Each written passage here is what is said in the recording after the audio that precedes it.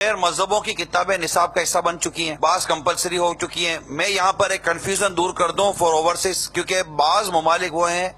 جن میں اگر بچوں کو تعلیم نہ دی جائے تو یہ بچہ لے جاتے ہیں ماں باپ سے اور ان کے خلاف کیس ہوتا ہے۔ یعنی یوں سمجھے کہ قانونی طور پر جیسے کہ وہ گاڑی چلانے کے لیے لائسنس ضروری ہے نا، اس طرح قانونی طور پر بچے کو تعلیم دینی ضروری ہے، قانونی طور پر، ٹھیک ہے۔ لیکن اب میں ان کی کنفیوژن دور کر دوں جو شاید سب کو نہ پتا ہو، ہمارے کئی ذمہ دار جانتے ہیں اسلام بھائی، کہ وہاں تعلیم ضروری ہے، اسکولنگ ضروری نہیں ہے۔ اس کے لیے مطلب کوئی جتنا کم سے کم اپنے بچوں کو آپ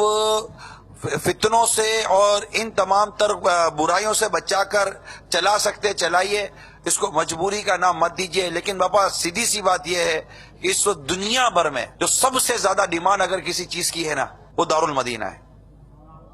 یعنی یوں سمجھیے کہ ماں باپ یہ کمپرومائز کر رہے ہیں، یعنی یہ سمجھے کہ یہ اب انہوں نے ہتھیار ڈال دی ہے کہ بھائی ٹھیک ہے دارالمدینہ نہیں تو یہ صحیح، لیکن دارالمدینہ کا انتظار شاید ہم کہہ سکتے ہیں کہ دنیا میں سب سے زیادہ جس چیز کا انتظار ہے وہ دارالمدینہ ہے کہ یہ آ جائے اور ہم اپنے بچوں کو اٹھا کر ڈال دیں۔ لیکن اب میں آپ کو باپا ایک سوال کھڑا کرتا ہوں کہ میرا مدنی مشورہ ہوا تھا، ٹھیک ٹھاک بڑے لوگوں کو بٹھایا تھا، وہ دارالمدینہ ہے گا۔ آپ دارالمدینہ اس لیے کہہ رہے ہیں کہ آپ کا بچہ غلط جگہ پر پڑھنے نہ جائے، تو آپ اگر ہم دارالمدینہ کھولیں گے تو آپ کا یہ جذبہ ہے کہ وہاں سے بچہ اٹھا کر ہمارے پاس ڈال دیں گے، جی ٹھیک ہے دارالمدینہ جب کھلے گا تب کھلے گا۔ اس وقت گھر کے اندر ٹی وی کے سامنے جو آپ کا بچہ بیٹھا ہوا ہے،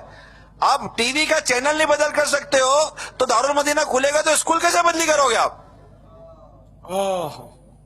یہ تو آپ کے ہاتھ میں ہے نا، جی ہاں بھائی چینل بدلنے کی طاقت نہیں ہے آپ کی کہ یہ چینل غلط ہے،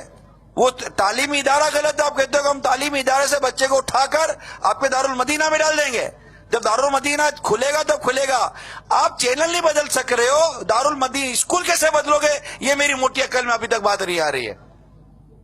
ماشاءاللہ، اپنی اولاد کو صرف مدنی چینل دکھائیے، جی گناہوں بھرے چینل مت دکھائیے۔ اسی طرح جو بد مذہب بد عقیدہ کے پاس پڑھانا بھی شرعاً جائز نہیں ہے،